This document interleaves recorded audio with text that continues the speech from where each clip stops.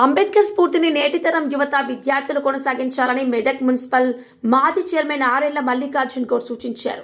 భారత రాజ్యాంగ సృష్టికర్త, రాజ్యాంగం ద్వారా దేశానికి దిశ చూపిన మహానుభావుడు డాక్టర్ బిఆర్ అంబేద్కర్ వర్ధంతిని శనివారం మెదక్ జిల్లా బీఆర్ఎస్ పార్టీ కార్యాలయంలో ఘనంగా నిర్వహించారు. సందర్భంగా మెదక్ మున్సిపల్ మాజీ చైర్మన్ ఆరేళ్ల మల్లికార్జున గౌడ్, పట్టణ పార్టీ కన్వీనర్ మాజీ కౌన్సిలర్ మామిళ్ల ఆంజనేయులు, మాజీ కౌన్సిలర్లతో కలిసి అంబేద్కర్ చిత్రపటానికి పూలమాలలు వేసి నివాళులర్పించారు.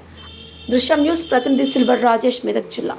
మన భారత రాజ్యాంగ నిర్మాత, భారత రత్న డాక్టర్ బాబాసాహెబ్ అంబేద్కర్ గారి యొక్క వర్ధంతి సందర్భంగా ఆ మహానుభావునికి ఘనమైనటువంటి నివాళులు అర్పిస్తా ఉన్నాం.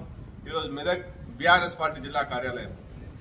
మనకు అందరు తెలుసు, డాక్టర్ బాబాసాహెబ్ అంబేద్కర్ గారు కేవలం భారతదేశానికి కాదు, ఈ ప్రపంచానికి ఆదర్శమైనటువంటి వ్యక్తిగా మరి వారు కొనియాడబడుతున్నారు.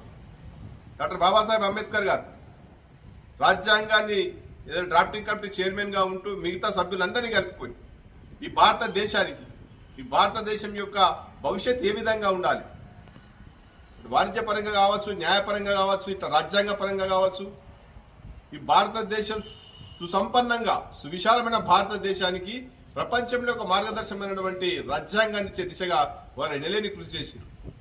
మరి ఆ రాజ్యాంగమే ఈరోజు భారతదేశాన్ని ప్రపంచం కూడా మరి ఈ రాజ్యాంగాన్ని అనుసరించే విధంగా, ఈ రాజ్యాంగం పట్ల అమితమైన గౌరవం ఉండే విధంగా ఒక గొప్ప బహుమతిని ఈ దేశ ప్రజలకి భావితరాలకు అందించడం జరిగింది.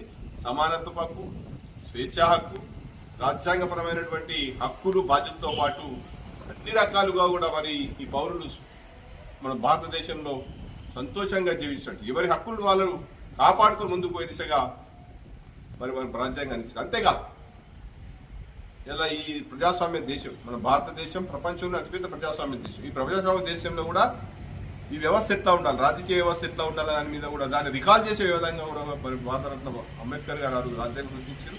మరీ ముఖ్యంగా మరి ఎప్పుడు కూడా బలవంతుడు ఎప్పుడు కూడా బలహీనుడి మీద ఆధిపత్యం ప్రదర్శిస్తూనే ఉంటారు. కాబట్టి నాడే డాక్టర్ బాబాసాహెబ్ అంబేద్కర్ గారు ఆలోచన చేసి ఈ చిన్న రాష్ట్రాలు ఏర్పడడానికి ఆద్యుడైనటువంటి బాబాసాహెబ్ అంబేద్కర్ గారిని ఈ సందర్భంగా తెలంగాణ యావత్ కూడా గుర్తుంచుకుంటా ఉంటారు.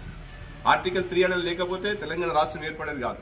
మరి ఆ రోజే మరి నిన్నటికైనా సరే ఈ బలవంతుడు ఎప్పుడు బలహీన మీద సవారీ చేస్తూనే ఉంటాడనే ఉద్దేశంతో ఏదైనా బిల్లు అంటే ప్రత్యేక రాష్ట్రం ఏర్పాటు కోసం ఏదైతే ఎప్పుడు కూడా మెజారిటీ అభిప్రాయం కాదు, ఆ రాష్ట్ర శాసనసభలో 175 మంది ఎమ్మెల్యేలు ఆంధ్ర ప్రాంతానికి ఉండే, 119 మంది తెలంగాణ ప్రాంతానికి ఉండే.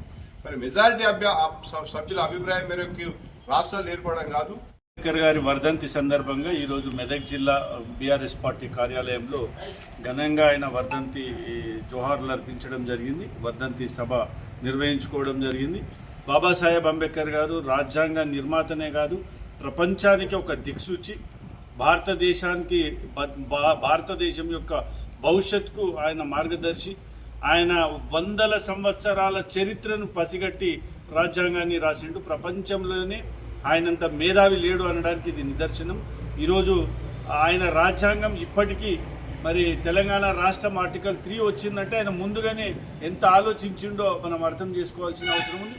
ఆ రాజ్యాంగం ప్రకారం ఈరోజు బడుగు బలహీన వర్గాలన్నీ రాజకీయంగా ఎదగడానికి ఒక ఆర్టికల్ను పెట్టి, అదేవిధంగా అందరినీ సమానత్వంగా ఉండే విధంగా రాజ్యాంగ నిర్మాణంలో పొందుపరచడం అనేది ఆయన ముందు చూపుకు నిదర్శనం.